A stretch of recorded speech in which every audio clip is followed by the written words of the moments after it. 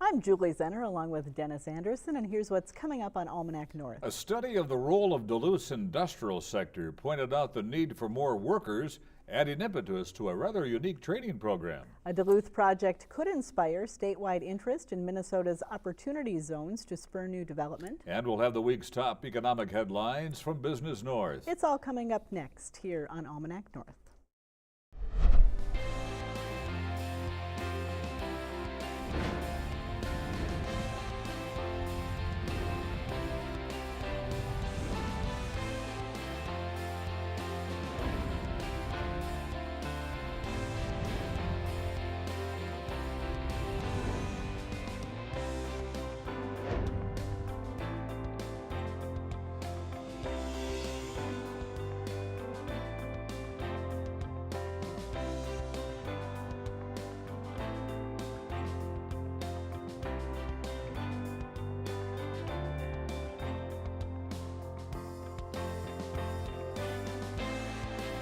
Hello and welcome to Almanac North. Thanks for watching. And Denny, spring weather is really coming in fits and starts this year. It seems like we just get started and then snatched away again. At least the snow is gone, but boy, it's going to be a wet weekend and a wet week.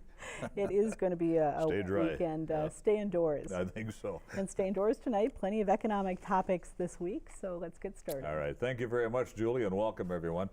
A recent study of industry in Duluth shows the broad impact it has on the local economy. The report, commissioned by the Duluth Seaway Port Authority, pointed out the benefits of growing Duluth's industrial sector, and it focused on challenges the city faces for sustained equitable growth. Joining us now with more is Deb DeLuca, the Executive Director of the Duluth Seaway Port Authority. Dan Larson is the President of Hydrosolutions of Duluth. Karen St. George is Program Director of Community Action Duluth, and Randorf was the soft skills trainer for the Arrowhead Manufacturers Training Program. I want to thank all of you for being here tonight. Very gracious to have you on a Friday night. Deb, what's the biggest takeaway from the study that was commissioned by the Duluth Port Authority? Well, I'd have to say the biggest study is that industry is still an economic engine for Duluth. And there's all sorts of reasons for that. It benefits both the Duluthians and the city of Duluth as well.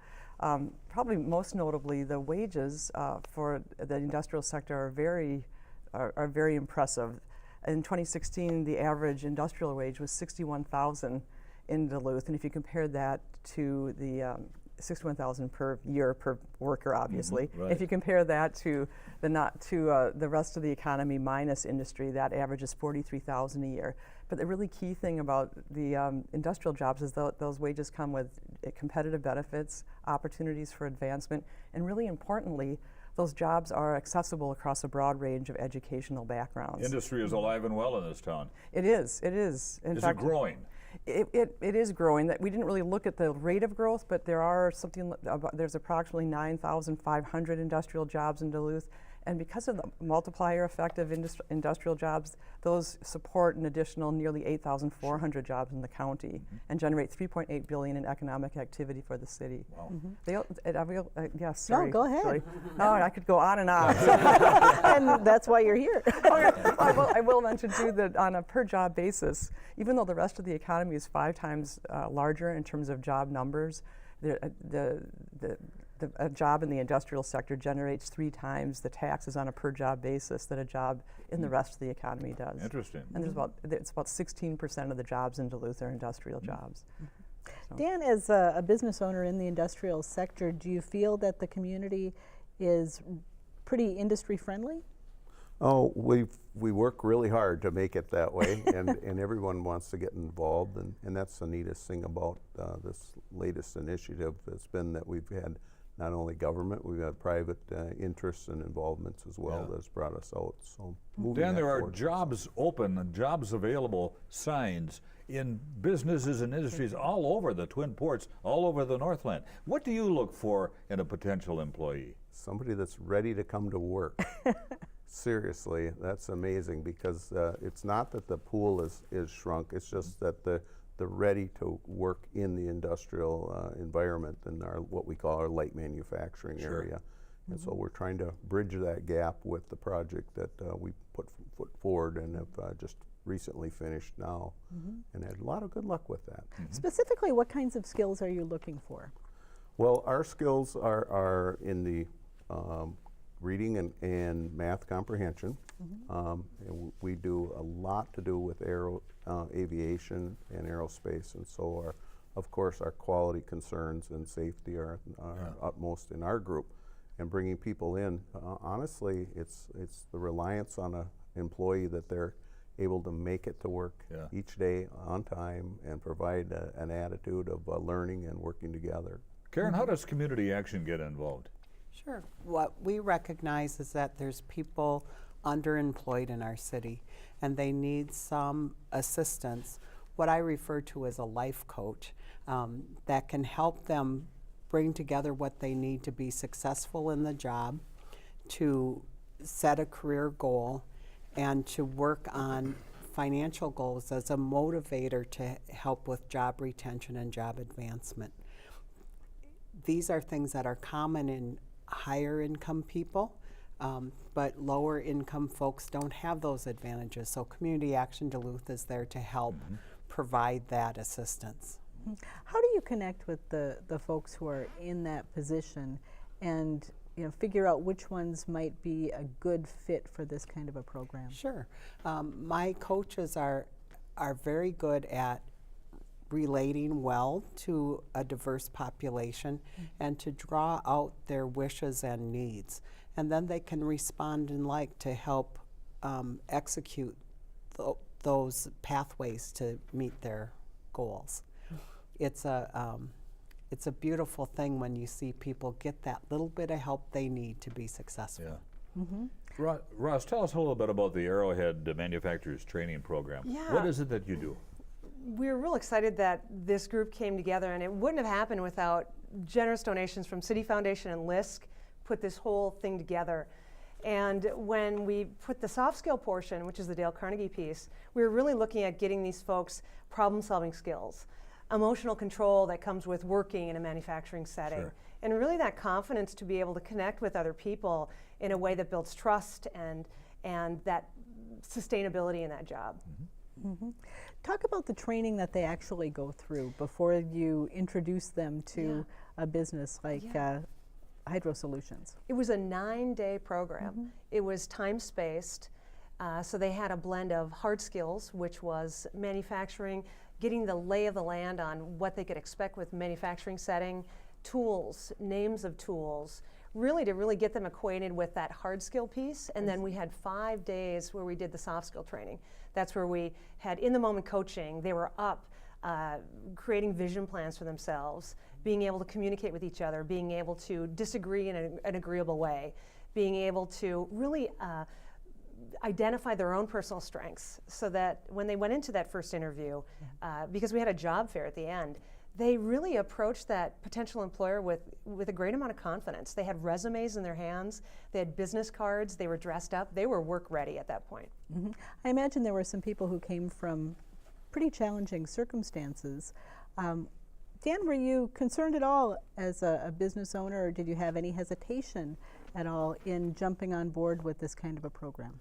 No, the backstory is that we did this as a small project with Community Action Duluth 2 years ago, and so I have a living experience of having to already brought onboarded an individual that way, and there's nothing more rewarding as an employer than to see somebody strive and succeed that has come to it, and I didn't even know the backside of that individual. And that's what it should be for an employer. The employer should be able to take the skills brought into them and do on a daily basis work-related.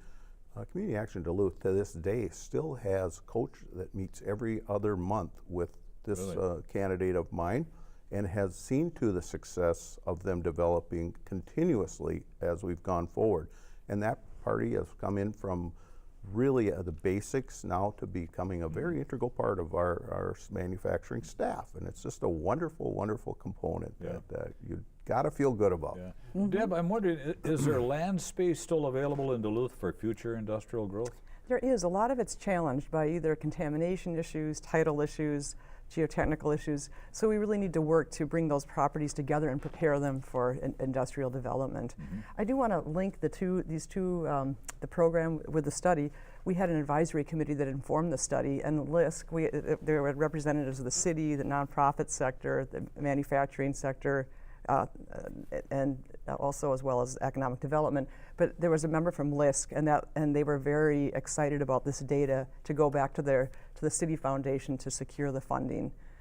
So I wanted to create that link because it's Sure. a fascinating one. Yeah. Yes, but there is land available. But we also need policies that are supportive of industrial growth in the city as well. Did the study itself come up with any recommendations related to workforce development or identify any specific workforce needs for industry? No, that wasn't a component. It didn't specifically identify workforce needs, but it did recommend that we needed to identify as a strategic economic development strategic plan. We needed to call out this sort of equitable growth opportunity for the city by creating opportunities for industrial growth, because it creates that opportunity for equitable, inclusive growth because of the wages associated with the jobs. So that, and creating a supportive policy environment, and then targeting job training programs and other very targeted efforts to encourage the growth in certain clusters that we know already have momentum in the city, like the aviation sector, for instance. Roz, do you see the program continuing? You know, you look at the success of the folks that have gone through it. What do you see as the future of it? Gosh, right now we're having talks on getting that next cohort on the calendar, improving our curriculum even further. We're always looking for funding mechanisms for it. It's super valuable, so yes, we're already talking about when and how it'll improve. And as from a community action standpoint, are there other things that you're doing in workforce development to build skills in the community? Yes, we have two other programs. One helps people that are already working in entry-level healthcare get their certification so that they can become certified nursing assistants, and that's usually a $4 an hour increase in pay. And so it's a significant stabilizer for those families. We really enjoy looking at what the needs are in the community and being responsive. We offered childcare at our manufacturing training.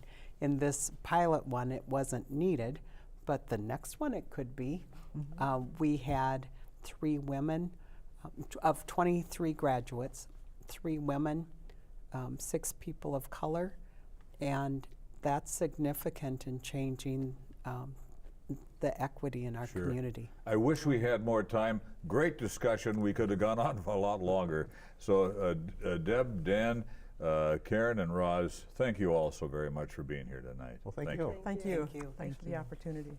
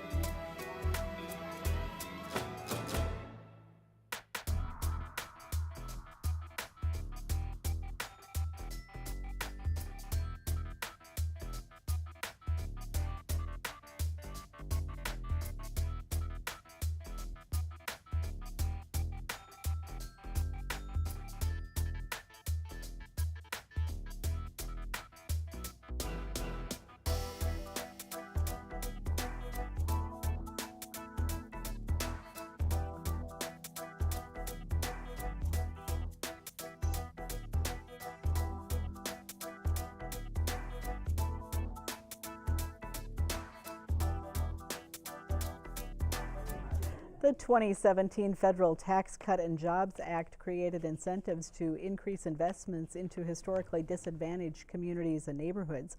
There are 128 of these opportunity zones in Minnesota alone, including several in our region.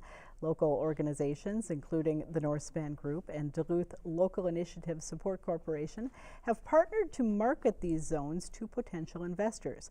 And here to tell us more is Pam Kramer, Executive Director of Duluth LISC. And Elissa Hansen is President and CEO of the Northspan Group. And thanks to both of you for being here. Really appreciate it. Lisk is having a big night. You're on Almanac North. And they are connected. Yeah, you're doing good work. But let's talk now about the opportunity zones. And for people who may or may not be familiar with them, what are we talking about? We're talking about really the first major federal, new federal economic development tool in about 20 years. And it's substantial. It's a substantial opportunity for business owners, developers, people that are looking at improving property substantially to get a tax advantage and invest in properties. So there are designated census tracts in Duluth. There's 5, and there's 128, as you stated, around the state. And it's a new tool where we can be looking at distressed neighborhoods, neighborhoods that are categorized as low income, and making sure that we are meeting community needs, helping new business partners and investors make a difference. So how are they marketed and to whom? They are being marketed with this new partnership that we have formed with Northspan and with the communities group. And really marketing through Lisk and through many other methods, letting people know that this tool is available. We've been having workshops, we've had training sessions. It's actually, Lisk has been here for 21 years, but it's the first time that we've had a session with the Chamber of Commerce, with the Greater Downtown Council, partnership with Apex. So we're looking at new partners and new investors in our community, making sure they're aware of this. So Elissa, if somebody's interested, they knock on your door, how do you guide them along? What are they asking? Generally, they're asking, especially if they're a business or a developer, how do I utilize the tool? It's an incentive, and so you work with the IRS, so you have to really be savvy or be working with a tax accountant, truly. And anyone can really get certified to do what it is, because it's literally just a tax form. So you still want to make sure we're connecting people with those types of resources to make sure they have the people who are smarter than me helping them do that piece. But then depending on the type of project, it has to be in a zone. And then if it's a business versus real estate, there are different qualifications. But it's actually quite simple process-wise. There's no public process. There's no city council or town board meetings or county board meetings you have to go to, unless you might be pairing that incentive with some other local tool or state tool, like low-income housing tax credits or something like that. I want one of you to maybe help me visualize just a little bit more, in terms of what this might look like and what types of projects might qualify. The question comes to my mind, well, who determines if a project actually would really benefit the low-income residents of a community? How's that all come together so that it doesn't just benefit the investor but also benefits the community in which that investment is taking place? One, I'll start, but I know Pam's got some great things to say. One of the reasons the Opportunity Collaborative, the Minnesota Opportunity Collaborative, came together with partners like Lisk, like DEED, IRRR, and the Community Foundation here locally, was to start having that conversation. If communities aren't involved in how projects can happen in the community, anyone could still use this tool. So there are probably projects that will happen that we won't know about. But if we as a community say, we really want to see the Esmond building being redeveloped, we want to see different projects in our community happen, and we say, here are the different things that can be utilized, we might see grocery store, we might see childcare facilities, we might see income that has a mixed use or low income component or workforce component. And so part of it is really spurring that conversation that the community can lead, not only in Duluth, but across all of Minnesota. And so Lisk being that partner who does that work every day, it's their bread and butter. It has been a really fabulous partner for Northspan and other groups where we tend to work a lot more with the business side, with Apex and other groups like that, economic development. And it's kind of this really, first time I've really seen that marriage in a way of community development groups working together with economic development to kind of see those same purposes. Are we already seeing some of those Opportunity Fund dollars at work in Duluth? It's been going for what, about 2 years now? Actually, the legislation was approved in 2017. And so the kickoff is actually this year. The tower project, 333 tower project, it'll be 214 units of housing and have a mixed use development. That was really Duluth's first Opportunity Zone project that will be as a part of the medical district. We have on the portal and the information that people can see, we have 6 projects that we're working with. And one, Elissa mentioned the Esmond Hotel, which is now housing very low-income individuals who will be moving to Garfield Square Apartments in Lincoln Park. And that'll be a much more permanent housing location, providing a lot of support and assistance to very low-income people.